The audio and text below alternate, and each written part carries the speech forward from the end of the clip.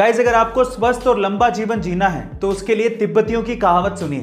तिब्बतियों के अनुसार अगर आपको हेल्दी और लॉन्ग लाइफ चाहिए तो उसके लिए आपको दिन भर में जितनी जरूरत हो उसका सिर्फ आधा ही खाना चाहिए। खाना खाने के बाद आपको दुगना यानी कि डबल घूमना चाहिए। पूरे दिन भर में 3 गुना हंसना चाहिए और हमेशा खुश रहना चाहिए। और सबसे इंपॉर्टेंट, दुनिया में हर किसी से अनगिनत प्यार करना चाहिए। अगर आप ये सारे काम करते हो तो आप हमेशा खुश रहोगे और लंबा जीवन जियोगे। गाइस, आपको तिब्बतियों की कहावत कैसी लगी कमेंट सेक्शन में जरूर लिखिएगा। आजकल तो बहुत सारे मोबाइल अच्छी टेक्नोलॉजी के साथ सस्ते दामों पर अवेलेबल हैं, लेकिन क्या आप सबसे पहले मोबाइल के बारे में जानते हो? चलिए मैं आपको बताता हूं। एक्चुअली सबसे पहला मोबाइल आया था 1983 में, जिसका नाम था डायनाटेक 8000X। अब इसकी खास बात क्या थी? इसकी खास बात यह थी कि ये मोबाइल 10 घंटे में चार्ज होता था, और उससे भी बड़ी बात यह थी कि 10 घंटे चार्ज करने के बाद भी इसकी बैटरी लाइफ सिर्फ 30 मिनट की थी, यानी कि हर 30 मिनट के बाद इसे फिर से 10 घंटे के लिए चार्ज करना पड़ता था। और सबसे बड़ी बात थी इसकी कीमत लगभग $10,000 यानी कि आज के समय के हिसाब से लगभग 7 लाख रुपए थी। Oh my God. गाइस, आपको ये फैक्ट सुन के कैसा लगा कमेंट सेक्शन में जरूर।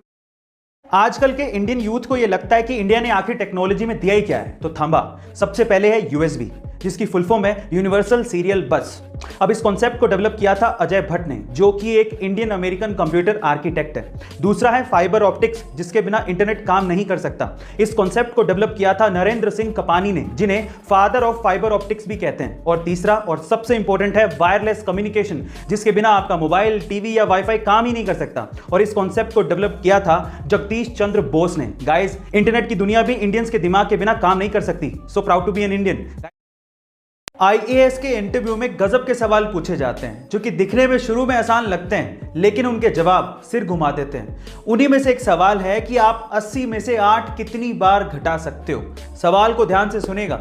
80 में से 8 आप कितनी बार घटा सकते हो, यह सवाल था। और अगर आपका जवाब भी 10 है तो आप भी गलत है। एक्चुअली ज्यादातर लोग इसका जवाब 10 ही देते हैं, लेकिन इसका सही जवाब है 1। एक्चुअली अगर आप 80 में से एक बार 8 घटा दोगे तो आएगा 72।